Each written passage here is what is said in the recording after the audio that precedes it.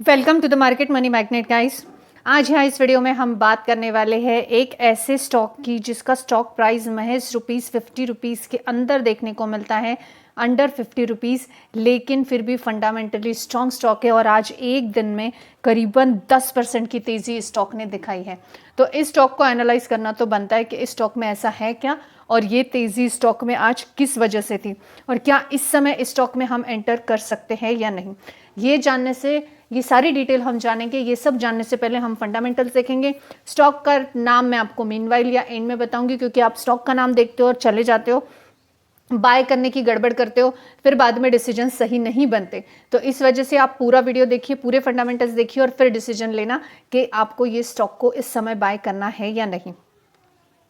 अगर market cap की बात की जाए तो 27,780 करोड़ का मार्केट कैप है। स्टॉक पी 46 है। सेक्टोरियल पी के हिसाब से ये ओवरवैल्यूड देखने को मिल रहा है।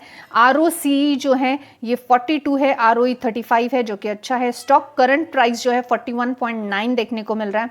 प्रमोटर का होल्डिंग जो है ये 61 है, यानी बहुत अच्छा है। शेयर होल्डिंग पैटर्न में आपको अमेजिंग चीज़ मैं एक और नोटिस कराऊंगी। डिविडेंड जो है ये 1.39% का डिविडेंड यील्ड है और कंसिस्टेंसी से डिविडेंड पेइंग स्टॉक है। फेस वैल्यू 1 है, यानी आने वाले समय में किसी भी तरह का स्प्लिट का बेनिफिट देखने को हमें नहीं मिलेगा। कंपनी के ऊपर 269 करोड़ का डेप है। डेप टू इक्विटी रेशियो 0.16 है, यानी टॉलरेबल है। करंट असेट्स जो है 2,853 करोड़ के हैं। इन्वेंट्री 1,282 करोड़ के। इसके अलावा ये स्टॉक में पेट्रोस की स्कोर एकदम बॉर्डर पर है। लॉन्ग टर्म के लिए अभी तो फिट नहीं बैठ रहा है। दैट डजंट मीन कि स्टॉक अच्छा नहीं है। चलिए सबसे पहले शेयर होल्डिंग पैटर्न की अगर हम बात कर ले तो प्रमोटर का होल्डिंग जैसे मैंने कहा 61.72% का देखने को मिलता है। एफआईएस का 10.42% है। एफआईएस ने रिसेंटली इसमें होल्डिंग बढ़ाया है। डीआईएस का 15.88, यानी सिर्फ इंस्टीट्यूशनल इन्वेस्टर्स की बात करें तो 26% के इंस्टीट्यूशनल इन्वेस्टर ये स्टॉक में महज ₹49 के स्टॉक में हमें बैठे हुए देखने को मिल रहे हैं। 41 का, सॉरी 49 नहीं, 41 के स्टॉक में 26% तक इंस्टीट्यूशनल इन्वेस्टर्स हैं। वहीं पे गवर्नमेंट का होल्डिंग 0.02% है, जो कि गवर्नमेंट ने भी रिसेंटली इसमें अपना होल्डिंग जो है लिया है या बाय किया है। और पब्लिक इस स्टॉक में सिर्फ 11.95% है। हमेशा अच्छे स्टॉक्स में ना पब्लिक कम ही देखने को मिलती है। यहाँ पे अगर हम देख ले बैलेंस शीट इसकी देखिए। बैलेंस शीट में आप अगर रिजर्व्स की बात करेंगे तो रिजर्व्स यहाँ पे आप देख सकते हैं कंसिस्टेंसी से रिजर्व्स बढ़ रहे हैं। कंपनी कंसिस्टेंसी से अपना रिजर्व्स को बढ़ा रही है। यहाँ पे अगर टोटल असेट्स की बात करें तो कंपनी ने असेट्स भी अपने ग्रो किए हुए हैं, फिक्स असेट्स हो या टोटल असेट हो। प्रॉफिट एंड लॉस अकाउंट की भी हम बात कर लेते हैं तो प्रॉफिट एंड लॉस अकाउंट में सेल्स आप देख सकते हैं शानदार तरीके से बढ़ रहे हैं। एक्सपेंसेस भी बढ़ रहे हैं कंपनी के। जो प्रॉफिट है, नेट प्रॉफिट की अगर हम बात करें कंपनी के, तो नेट प्रॉफिट भी यहाँ पे बढ़ता हुआ देखने को मिल रहा है। 638 crore, 606 crore and then 600 crore net profit फिर भी बहुत बढ़िया है। मार्च 2024 में बहुत अच्छा था, मार्च 25 में थोड़ा कम देखने को मिला और इस साल भी थोड़ा सा स्लाइटली फर्क है, लेकिन फिर भी अच्छा नेट प्रॉफिट देखने को मिल रहा है। अर्निंग पर शेयर भी अच्छा देखने को मिल रहा है, इवन दो कंसिस्टेंसी से मोर देन 50% का डिविडेंड पेइंग ये स्टॉक देखने को मिलता है। अब हम सबसे पहले तो देखते हैं ये स्टॉक है कौन सा। यहाँ पे हम बात कर रहे हैं Motherson Sumi Wiring India Limited, जो कि संवर्धना मदरसन इंटरनेशनल लिमिटेड से अलग होकर ये स्टॉक बना हुआ है, जिसमें आज ड्यूरिंग द मार्केट 10% की तेज़ी हमें देखने को मिली और सेटलमेंट हुआ है 6.41% पे। तो ये तेज़ी के पीछे का सबसे पहले तो हम रीज़न जानेंगे। Motherson Sumi Wiring India Limited में 10% की जो आज तेज़ी थी, इसके पीछे का जो रीज़न है, ये ब्रोकरेज ने बुलिश आउटलुक दिया है। नुवामा एनालिसिस्ट जो है इन्होंने बाय का रेटिंग दिया है Motherson Sumi Wiring India Limited को और आने वाले समय में टारगेट प्राइस 57 का दिया है, यानी आने वाले समय में ये स्टॉक 57 रुपीज़ तक के जो है बढ़ने वाला है, या इतना हम बोल सकते हैं रेल हो सकता है।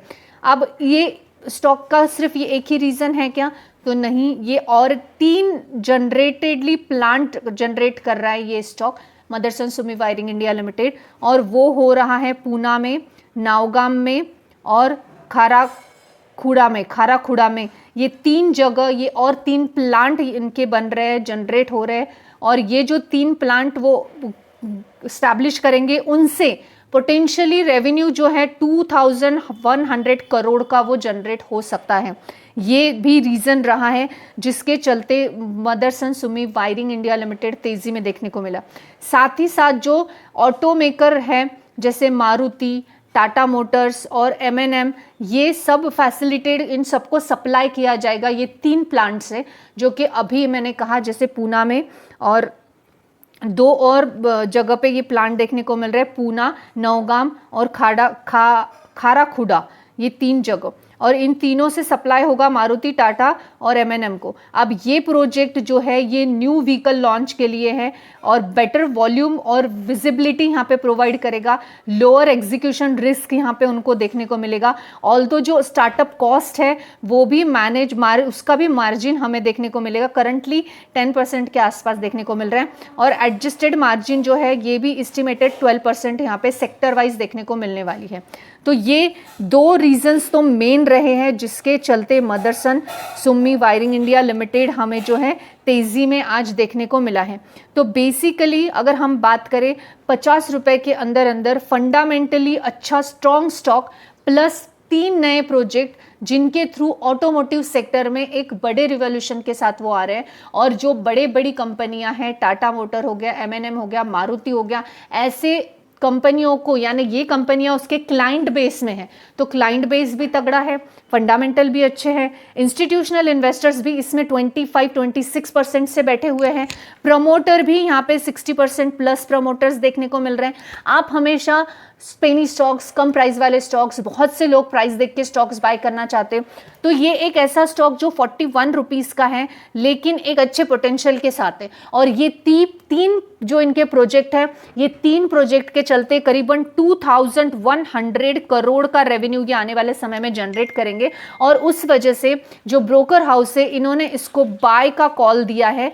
आप बाय कर सकते हो, 57 रुपीज़ तक ये स्टॉक जो है यहाँ पे बढ़ने वाला है। अब जो लोगों को शॉर्ट टर्म में अपना 6 महीने 8 महीने के अंदर अंदर शेयर मार्केट से प्रॉफिट कमाना होता है, उनके लिए ऐसी अपॉर्चुनिटीज़ अच्छी होती है कि जो ऐसे स्टॉक्स है इसमें आप 41 रुपीज़ पे बाय कर लो, और मैं नहीं बोलूँगी 47 पे, 57 पे, 55 या 50 रुपीज़ तक भी ये स्टॉक आ गया और आपने सेल कर दिया तो आपने एक अच्छा प्रॉफिट बुक कर लिया होगा।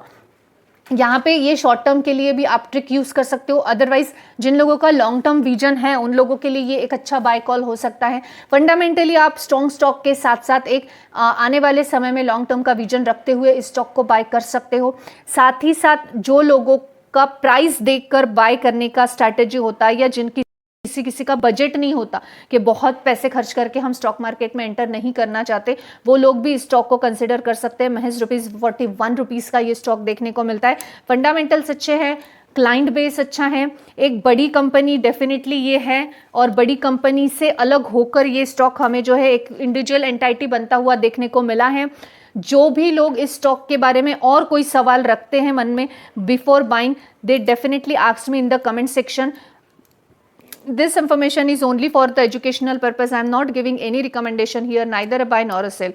If you want to buy this stock, please ask your financial advisor before buying. Thanks for watching.